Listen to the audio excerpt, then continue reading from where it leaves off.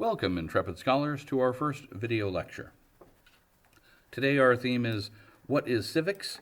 I defined this in our syllabus as the study of the rights and responsibilities of citizenship, but I never really unpacked that definition. I'm going to start with that here today.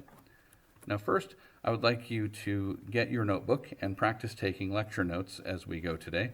I will follow this with some specific instruction on note-taking, but often the best way to get started is just to get started and get your notebook and see what knowledge you can get down in real time as you watch this video lecture. So go ahead and pause me and grab your notebook and we will begin in earnest.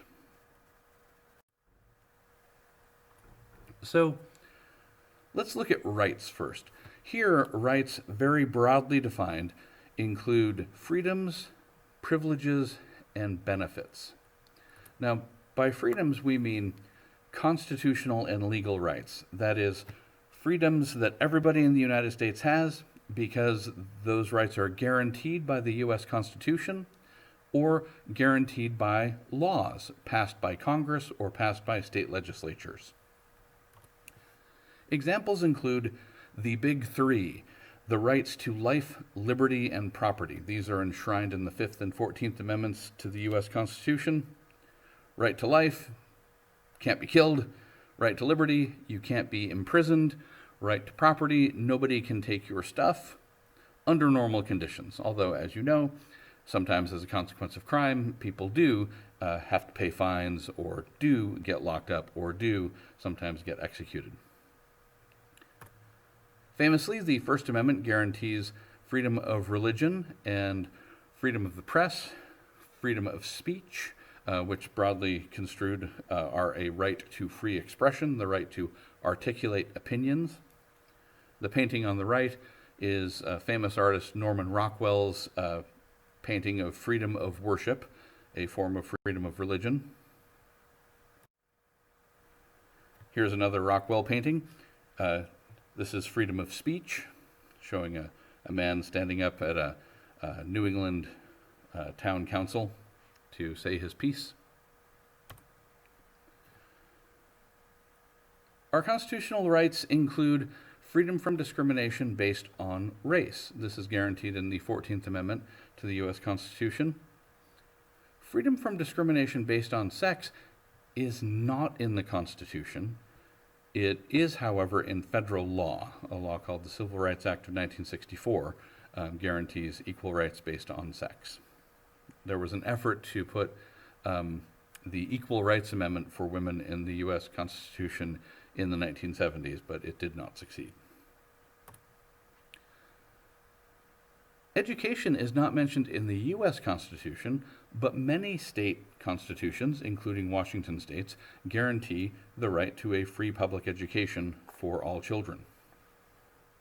So these are examples of constitutional and legal rights that we enjoy. These are examples of rights as freedoms. We'll go into more detail about all these in future lessons, but I want to talk about privileges now. Privileges are not absolute rights. These are things that most people can do, but you need to jump through some hoops. In order to vote, you need to register. In order to drive a car, you need to get a driver's license. In order to hunt or fish, you need hunting and fishing licenses. So these are privileges. Most people can do them if they're willing to jump through the hoops. Lastly, benefits. This Rockwell painting is called Freedom from Fear. A couple is putting their children to bed, and this is a benefit that is mentioned in the U.S. Constitution, that it is obligation of the U.S. government to protect our country from foreign invasion, to ensure domestic tranquility, to make sure that marauding bandits don't invade our homes. Also, mail delivery is a benefit that Americans have enjoyed since the founding. Post office is mentioned in the Constitution, so everybody gets mail deliveries.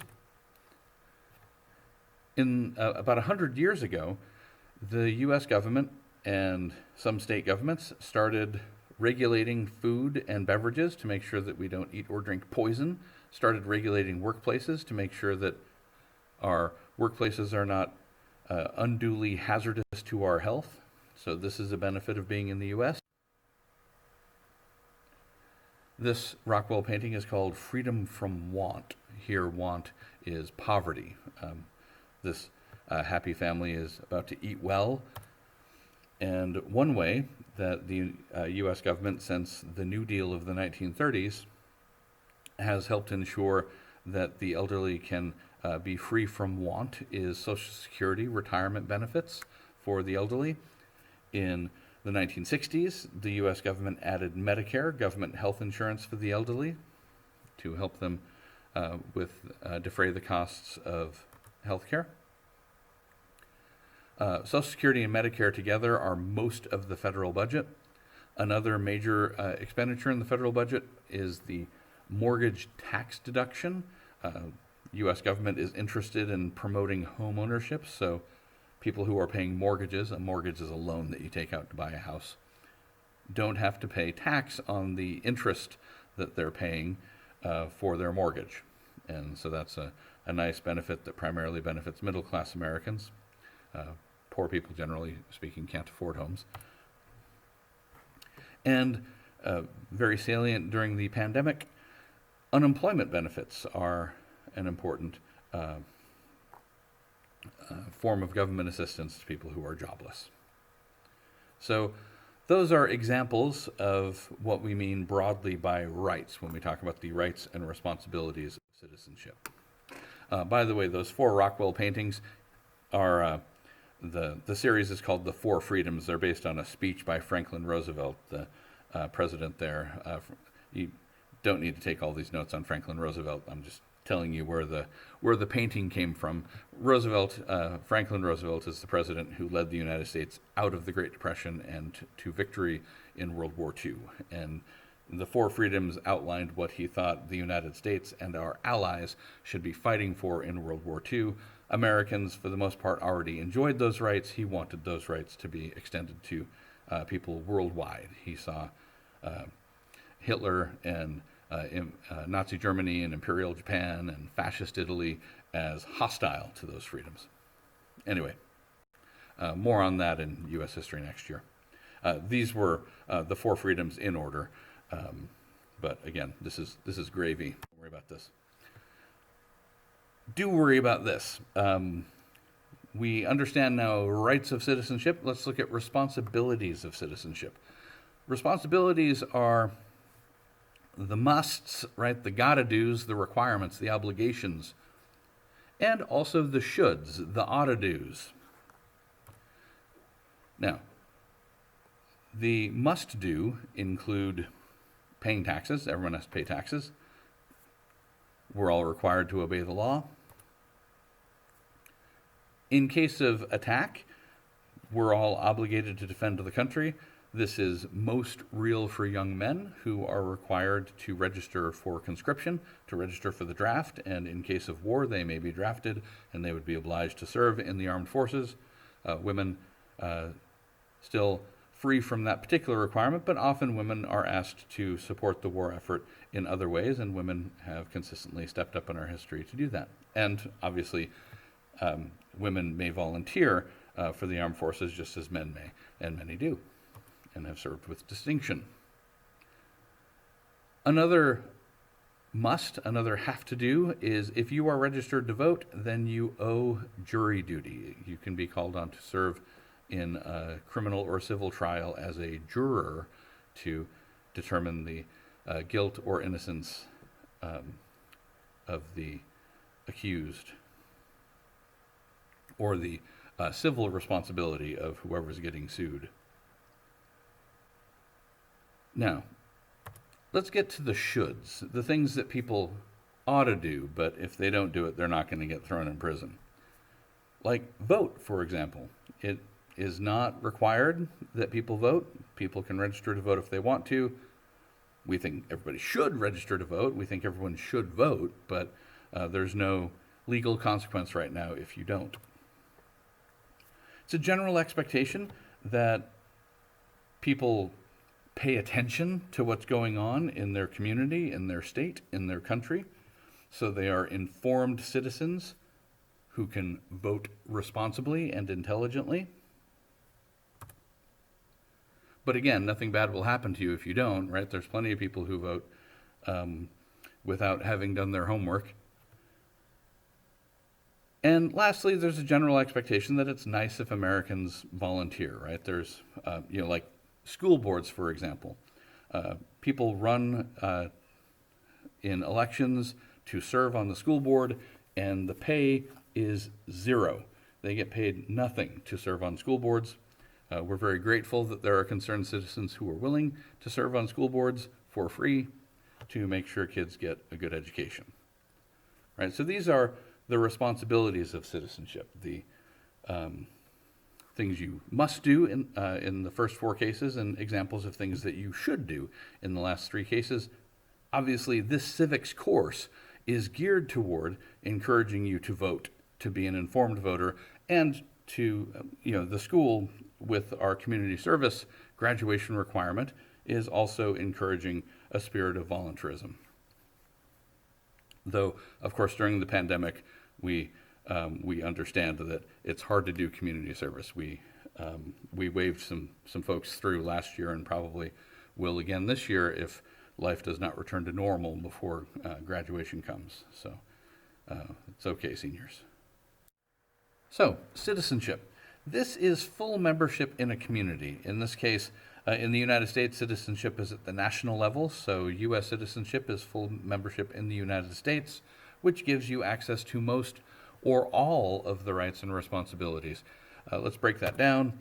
In the United States, non-citizens have nearly all the rights that citizens have. Right to life, liberty, property, freedom of speech, freedom of religion, the works. They have most of the privileges as well, with the notable exception of voting. You have to be a citizen to vote. They qualify for nearly all benefits, right? If you pay into Social Security, you qualify for Social Security benefits when you retire, whether you were a citizen when you were working or not, as long as you were in the country legally. And non-citizens are on the hook for all responsibilities. Got to pay taxes, got to obey the law. Non-citizens who are legal residents can be drafted into the armed forces, for example. But what about the undocumented? What about people who are in the country without legal permission? Well, they too have nearly all rights. Life, liberty, property, freedom of speech, freedom of religion. People are people, right to an education. They have some of the privileges. Obviously, they can't vote. Legal non-citizens can't vote, and undocumented non-citizens also can't vote. Some states, including the state of Washington, does allow the undocumented to get a driver's license. The reasoning there being that it's safer to have people drive legally than not. And the undocumented get some benefits, right? I mean, they have the same public safety, and they're eating regulated food and drink that's not poisonous, and their workplaces are reasonably safe, though the undocumented tend to work in workplaces that are less safe because, well, it's under the table often. And a big difference is they don't qualify for Social Security or Medicare or Medicaid or SNAP, food stamps. Those benefits they cannot get. And while they do have to pay taxes and they do have to follow the law, they can't get drafted. So that's the big difference between the undocumented and non-citizens with legal status. All right, so that's a wrap.